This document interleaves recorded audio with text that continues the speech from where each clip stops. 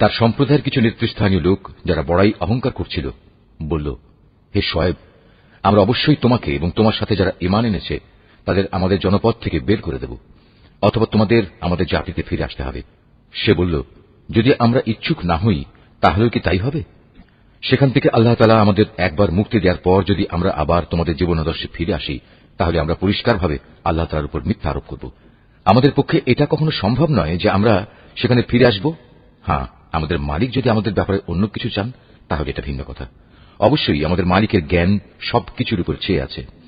আমরা একান্তভাবে আল্লাহ তাআলার উপর নির্ভর করি এবং আমরা বলি, হে আমাদের মালিক, আমাদের এবং আমাদের জাতির মাঝে তুমি সঠিক একটা ফয়সালা করে দাও, কারণ তুমি হচ্ছ সর্বোত্তম ফয়সালাকারী। তার জাতির নেতৃস্থানীয় লোক যারা আল্লাহ তাআলার নবীকে অস্বীকার করেছে তারা সে জাতির সাধারণ মানুষদের বলল, তোমরা যদি শোয়েবের অনুসরণ করো তাহলে তোমরা খুবই ক্ষতিগ্রস্ত হবে। নবীর কথা অমান্য করার কারণে একটা প্রচন্ড ভূকম্পন এসে তাদের নির্মমভাবে আঘাত করল, আর দেখতে দেখতে তারা সবাই তাদের নিজ নিজ ঘরেই মুখ থুবড়ে পড়ে থাকল। যারা শোয়েবকে অমান্য করল তারা এমনভাবে ধ্বংস হয়ে গেল মনে হয়েছে এখানে কোনোদিন কেউ বসবাসই করেনি। বস্তুত তারাই সেদিন ক্ষতিগ্রস্ত হয়েছে যারা শোয়েবকে অস্বীকার করেছে। এরপর শোয়েব তাদের কাছ থেকে চলে গেল। যাবার সময় সে বলল, হে আমার জাতি, আমি তোমাদের কাছে আমার মালিকের বাণীসমূহ পৌঁছে দিয়েছিলাম এবং আমি আন্তরিকভাবেই তোমাদের কল্যাণ কামনা করেছিলাম। আমি কেন এমন সব মানুষের জন্য আফসোস করব যারা আল্লাহকে অস্বীকার করে? আমি কোন জনপদে কোন নবী পাঠিয়েছি, অথচ সেই জনপদে মানুষদের অভাব ও কষ্ট দিয়ে আক্রান্ত করিনি, এমনটি কখনো হয়নি। আশা করা গিয়েছিল এর ফলে তারা আল্লাহ তাআলার কাছে বিনয় অবনত হবে।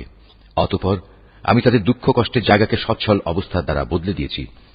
এমনকি যখন তারা আমার নিয়ামত দ্বারা প্রাচুর্য লাভ করল তখন তারা আমাকে ভুলে বসল এবং বলল, সচ্ছলতা ও অসচ্ছলতা তো আমাদের পূর্বপুরুষদের উপর এসেছে।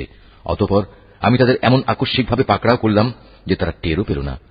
অথচ যদি সেই জনপদের মানুষগুলো আল্লাহ তাআলার উপর ঈমান আনত এবং আল্লাহ তাআলাকে ভয় করত তাহলে আমি তাদের উপর আসমান জমিনের যাবতীয় বরকতের দুয়ার খুলে দিতাম, কিন্তু তা না করে তারা আমার নবীকে মিথ্যা প্রতিপন্ন করল। সুতরাং তাদের কর্মকাণ্ডের জন্য আমি তাদের ভীষণভাবে পাকড়াও করলাম। এই লোকালয়ের মানুষগুলো কি এতই নির্ভয় হয়ে গেছে তারা মনে করে নিয়েছে আমার আযাব নিঝুম রাতে তাদের কাছে আসবে না, যখন তারা গভীর ঘুমে বিভোর হয়ে থাকবে? অথবা তারা কি নির্ভয় হয়ে ধরে নিয়েছে যে আমার আযাব তাদের উপর মধ্যদিনে এসে পড়বে না, যখন তারা খেল তামাশা মত্ত থাকবে? তারা কি আল্লাহ তাআলার কলা কৌশল থেকেও নির্ভয় হয়ে গেছে? অথচ আল্লাহ তাআলার কলা কৌশল থেকে ক্ষতিগ্রস্ত জাতি ছাড়া অন্য কেউই নিশ্চিন্ত হতে পারে না।